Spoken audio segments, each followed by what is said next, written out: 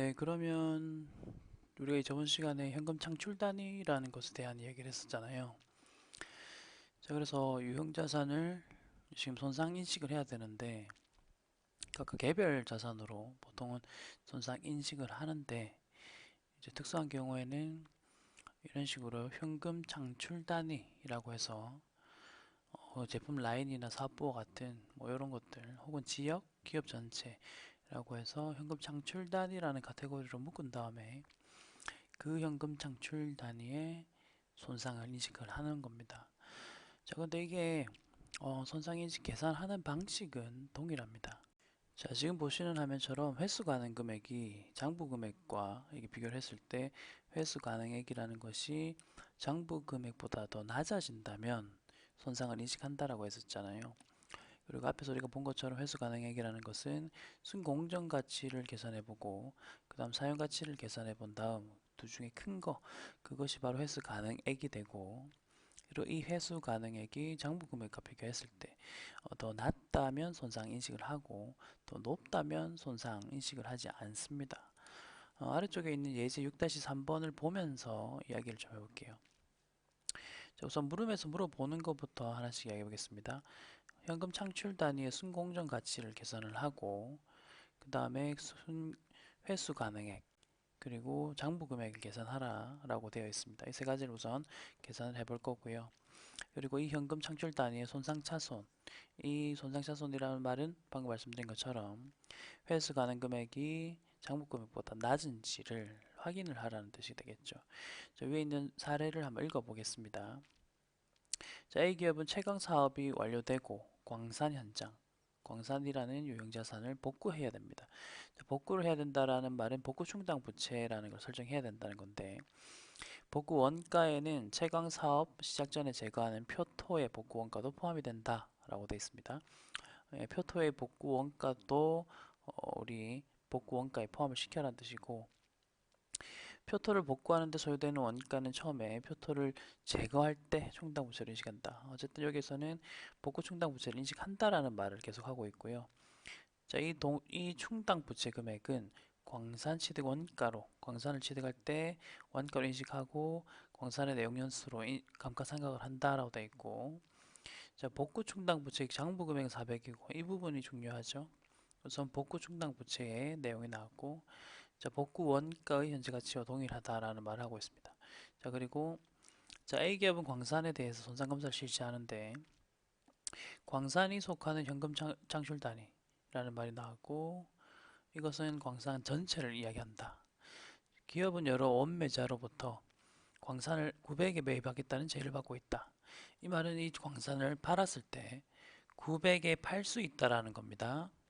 그리고 이 가격에는 구매자가 부담하게 될 표토 복구 의무가 다 반영되어 있다. 자, 우선 판매하는 거는 순공정 가치를 뜻하는 겁니다. 내가 이걸 팔았을 때 과연 얼마인가? 그럼 판매할 때 그 판매가와 그리고 판매함으로써 발생하는 추가적인 비용을 다 감안을 해서 순공정 가치를 계산을 해야 되는데, 여기서는 표토 복구 의무가 반영된 가격이라고 했으니 그 의무가 비용으로 빠지는데 그것을 다 반영을 해서 매입하겠다는 사람들이 900에 매입을 하겠다는 뜻이죠.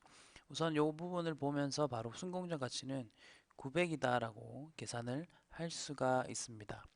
자, 그 다음 사용 가치 같은 경우는 우리가 여러 현금 흐름, 이 현금 창출 단위로 인한 내가 얻을 수 있는 현금 흐름을 현재 가치로 당겼을 때, 그리고 그 부분에서 복구 원가와 관련된 복구 충당 부채를 감안을 해서 계산을 해야 되는 겁니다. 여기 보시면 복구 충당 부채 금액이 400이라고 아까 했었고요. 자, 그래서 하나씩 읽어보면 복구 원가를 고려하지 않으면 사용 가치 나왔죠. 사용 가치는 이 광산의 사용 가치는 1200으로 볼 수 있다라고 했고, 그리고 지금 현재 장부에 적혀 있는 장부 금액은 1000이다라고 되어 있습니다. 자, 그래서 먼저 회수 가능 금액부터 계산을 해보겠습니다. 회수 가능 금액은 기본적으로 사용 가치입니다. 사용 가치라서 1200만 적으면 될 것 같지만 여기서 복구 충당 부채를 반영을 해준 금액으로 계산을 해주셔야 됩니다. 자, 그렇게 해서 계산을 해보시면 회수 가능 금액은 800이다 라는 값이 나오게 되고요. 일단 두 가지 계산했고요. 자, 그 다음 장부 금액은 1000이다 라고 되어 있죠. 그럼 1000이라는 이 광산 그리고 복구 충당 부채를 제외시켜야지만 순가치, 순장부가액이 나오게 되겠죠. 그래서 600입니다. 그래서 계산은 끝났고요. 자, 이제 손상차손을 결정을 할 건데 우선 회수 가능 금액을 계산을 해야 되겠죠. 회수 가능 금액은 위에 있는 그림에서 말씀드린 것처럼 순공정가치와 회수 가능액 중에서 큰 걸로 하라고 했습니다. 자, 그래서 회수 가능액은 900입니다. 그럼 이 900이라는 금액과 뒤에 있는 장부 금액 600을 비교를 해보시면 자, 보시다시피 장부 금액보다 높죠. 그러니까 더 떨어지지가 않았기 때문에 손상을 인식하지 않는다가 답이 되겠죠. 네, 그러면은 현금 창출 단위의 손상차손과 손상차손일 때 회계 처리하는 방법에 대해서 한번 보도록 하겠습니다. 우선 기본적으로 개별 자산일 경우에는요. 개별 자산일 경우에는 두 가지 방법을 사용이 가능한데 우선 직접법과 간접법이 있습니다. 둘 다 공통적으로 손상차손이라는 단기 손익 항목으로 그러니까 비용 처리한다고 보시면 되고 손실로 인식하는 것. 자, 직접법 같은 경우는 예를 들어 건물이 손상이 났다라고 하면 그 건물 자체, 그 자산 자체를 이렇게 감소시키는 방법이 있어요. 이게 이제 직접법. 그 다음 간접법 같은 경우는 손상차손 누계액이라는 계정 과목을 설정해서 그 자산 밑에다가 이제 붙이는 거죠. 두 가지 다 선택 가능하고 그리고 손상차손은 방금 말씀드린 것처럼 손실, 즉 단기 손익과 같다고 보시면 되겠습니다. 자, 그리고 손상차손을 인식함으로써 그 자산의 장부금액, 취득금액 자체가 이제 감소한다라고 보기 때문에 감가상각액도 조정하는 작업을 해주셔야 됩니다. 자, 그리고 우리가 이후에 개별 자산으로 일일이 다 구분하기 힘들거나 뭐 그런 특수한 상황이 발생할 경우에는 현금 창출 단위라는 것을 설정해서 손상을 인식한다라고 이야기를 했었죠. 기본적인 회계 처리 방식은 위에 보신 계정 분계와 똑같습니다. 하지만은 이제 유의할 사항은 현금 창출 단위 장부 금액의 감소가 발생하면 현금 창출 단위 자체를 손상차손 인식하는 것이 아니라 개별 자산으로 다 분류를 해서 분배하는 그런 과정이 좀 필요합니다. 자, 그래서 이 순서가 있는데요. 우선 기억하실 것은 먼저 영업권부터 감소를 시키시고 그리고 그 이후에 남는 잔액은 현금 창출 단위 속에 속한 각각 자산이 있을 겁니다.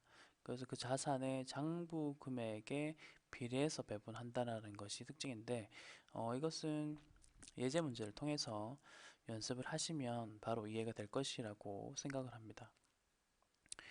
자, 그래서 뭐 지금 또 현금 창출 단위 손상차손 배분에 따른 개별 자산 장부금액 감소 하한이라고 해서 0이라는 것이 새로 하나 등장을 했는데 이 부분 같은 경우는 아래쪽에 있는 이 내용을 읽어보시면 되겠죠. 손상차손 배분 후에 개별 자산의 장부금액이 회수 가능액보다 작을 수는 없기 때문에 0 이걸 가지고 한다 라는 거고요. 직접 지금 보시는 예제 문제 보면서 한번 이야기해 보겠습니다. 주 길동의 풍력발전사업부는 하나의 현금 창출 단위로 간주된다라고 되어 있습니다. 그래서 현금 창출 단위를 구성하는 것들을 보니까 장부 금액을 보니까 영업권 그리고 자산 A, 자산 B, 자산 C가 있다라고 되어 있죠. 우선은 이 장부 금액 전체를 한번 합쳐 보시면 2천, 3천, 6천, 11,000입니다. 그래서 현금 창출 단위의 총 장부 금액은 11,000이 되겠습니다. 자, 그럼 다음의 경우에 2010년 말에 현금 창출 단위에 손상차손을 각 자산별로 한번 배분을 해보자 라고 하고 총 4가지의 케이스가 나옵니다. 그래서 우선 첫 번째 현금 창출 단위의 회수 가능액이 3,000이다 라고 되어 있고요. 그리고 개별 자산의 회수 가능 금액을 알 수가 없다 라고 합니다. 그럼 아까 전에 우리가 기억해야 될 게 영업권을 먼저 손상 인식하시고 나머지는 분배한다 라고 했었죠. 자, 그래서 1의 경우부터 보시면 총 11,000짜리가 그 다음에 3,000이 됐기 때문에 총 8,000의 손상이 났다라고 볼 수가 있겠죠. 그럼 이 8,000을 어떤 식으로 처리하느냐? 우선 1의 경우 총 손상 차손은 8,000입니다. 그리고 영업권이 현재 천이 있는 상태죠. 그래서 우선 영업권을 먼저 한다는 것은 1번 케이스, 2번 케이스, 3번 케이스 전부 다 똑같습니다. 그래서 손상차손을 이런 식으로 배분한다는 것은 다 똑같고요. 자, 그 다음 이 부분 보시면은 배분을 했습니다. 장부 금액이 각각 2대 3대 5거든요. 그렇기 때문에 이걸 기준으로 해서 식을 세웁니다. 이게 2, 3, 5가 분모가 되겠죠. 이 중에서 자산에는 2니까 분자에다가 2를 넣으시면 되겠고, 자, 총 8천의 손상차손을 배분해야 되지만 영업권 1000이 빠졌기 때문에 7000을 배분하는 대상으로 삼는 겁니다. 이런 방식으로 해서 자산 A와 자산 B, 자산 C를 장부 금액에 따라서 배분을 한다 라고 보시면 됩니다. 그래서 이렇게 해서 손상차손이 인식이 되는 거고, 그럼 각각 자산 A는 2000이었던 게 1400의 손상차손 인식을 했기 때문에 최종적으로는 자산 A는 600이다 라는 게 최종 장부 금액이 되는 거고, B, C도 마찬가지 방식입니다. 손상차손 인식한 금액을 빼시면은 결론적으로는 이 금액들이 자산 B, 자산 C도 지금 보이시는 금액처럼 장부 금액이 최종적으로 인식이 됩니다. 그래서 지금 손상은 총 8천이 났고 그 금액이 각각 배분되는 상황을 봤고요. 최종적으로는 장부 금액은 3천만 남는다는 거죠. 그래서 이런 식으로 이제 계산을 하는구나 라고 아시면 되겠고, 그 다음에 두 번째 케이스 같은 경우는 회수 가능 금액 3천으로 똑같습니다만 자산 A의 순공정 가치가 나와 있습니다. 그럼 이 자산 A는 위에 부분과 비교를 하시면 되는데, 보시다시피 자산 A는 정확하게 우리가 파악할 수 있는 게 400의 손상이 났다라는 것을 확인할 수가 있죠. 그래서 이런 방식대로 계산을 해보시면 2번 케이스입니다. 이번 케이스도 우선 영업권 우선 배분하시고, 두 번째로는 자산 A가 공정가치가 있었기 때문에 손상차손 금액을 정확하게 판단이 가능합니다. 자, 그러면 남아있는 금액들을 대상으로 이제 손상차손 계산을 해야 되는데, 손상차손 총 금액은 8천입니다. 여기서 1000과 400을 빼시고요. 그리고 나머지 금액을 대상으로 자산 B와 C 장부 금액을 기준으로 해서 배분을 하시면은 각각의 이런 금액이 나오게 되고, 이것도 마찬가지로 장부 금액에서 빼주시면은 이런 금액들이 나온다는 거죠. 계산하는 방식은 이제 보시면 아실 거예요. 자, 그 다음에 C 같은 경우는 현금 자산의 순공정 가치가 2000이라 되어 있고요. 이것도 이제 비교를 해 보십니다. 이렇게 보시다시피 자산 A의 순공정 가치는 2000에서 2000이구나, 정확하게 손상이 A는 확실히 안 났구나를 알 수가 있겠죠. 그럼 이 세 번째 케이스의 경우에는 보겠습니다. 마찬가지로 아까 자산 A 같은 경우는 확실히 손상이 안 났다라고 했으니까 0으로 잡습니다. 자, 그러면은 지금 8천에서 영업권 1000이 빠진 7000을 대상으로 해서 각각 자산 B와 C의 장부 금액을 기준으로 배분을 하면 또 이런 금액이 나오죠.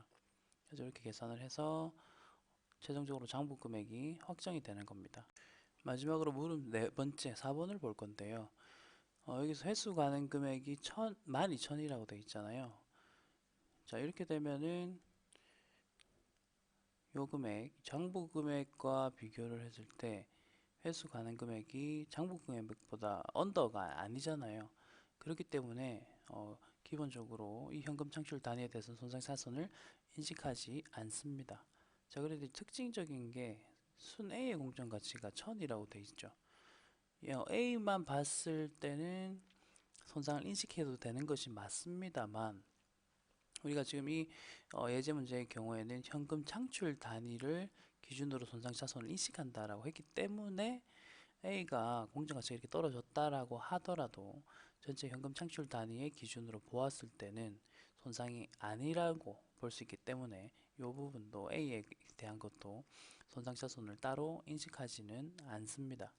자, 손상차손을 인식을 했다면 그 손상 징후가 있었잖아요. 그 징후를 검토하면서 우리가 손상을 인식을 했었습니다. 근데 그러한 징후들이 뭐 해소가 된다든지 좀 변동사항이 발생을 한다면 우리가 손상을 인식한 만큼의 손상 회복을 시킬 수가 있는데요. 회계 기준에서는 매 보고 기간 말에 손상 회복 징후를 검토한다라고 되어 있습니다. 자, 그래서 검토 시 고려하는 것이 외부 정보와 내부 정보가 있죠. 그래서 외부 정보 같은 경우는 그 자산의 가치, 그리고 뭐 환경, 시장에서 중요한 변화가 있어서 다시 올라간다는 거, 혹은 시장 이자율이 중요한 하락이라는 건데, 이건 이제 하락한다는 것의 뜻이 뭐냐면, 우리가 그 장부가액과 비교했던 해석하는 금액이 있었잖아요. 그걸 하는 것 중에 하나가 사용가치였는데, 사용가치는 현금 흐름의 현재 가치로 땡겼었죠.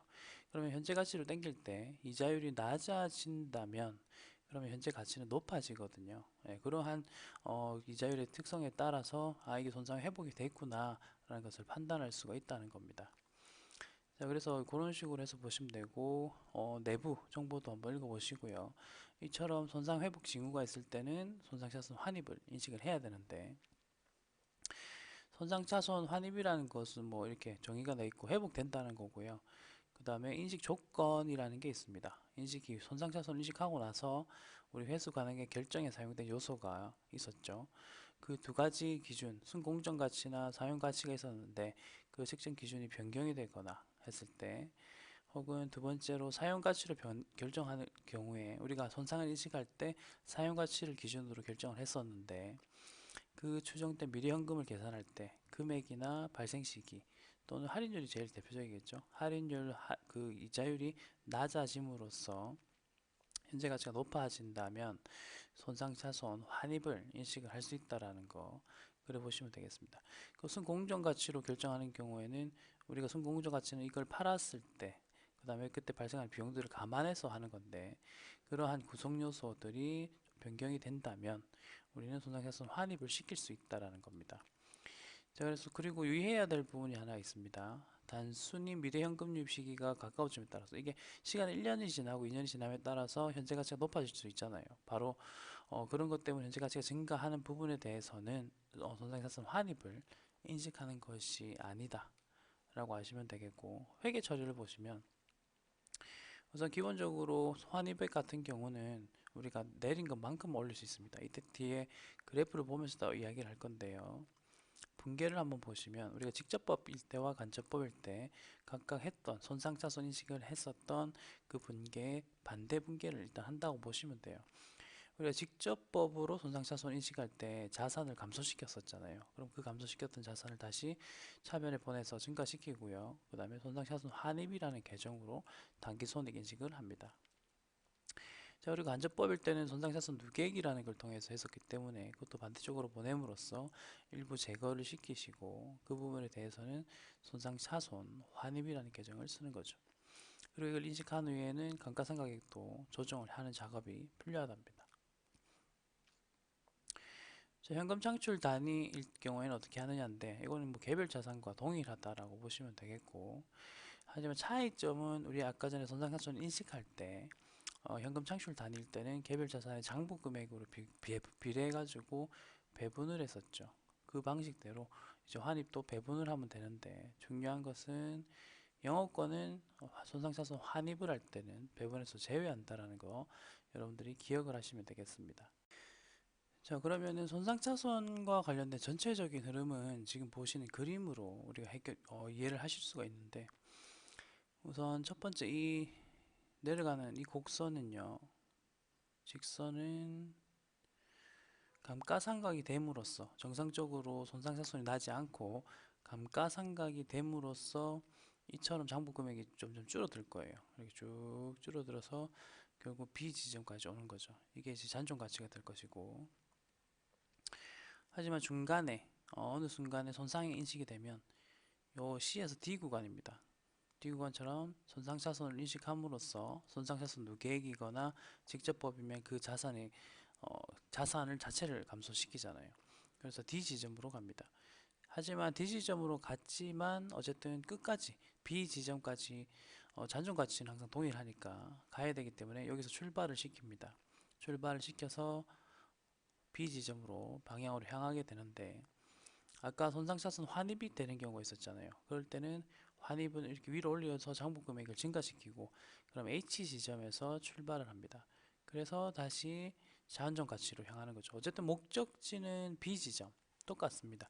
똑같은데 손상이 났을 때, 환입이 됐을 때 이렇게 변하는 구간, 변해서 그 지점에 다시 자연적 가치로 간다라는 거, 그 부분을 이 그림을 통해서 여러분들이 이해를 할 수가 있겠습니다.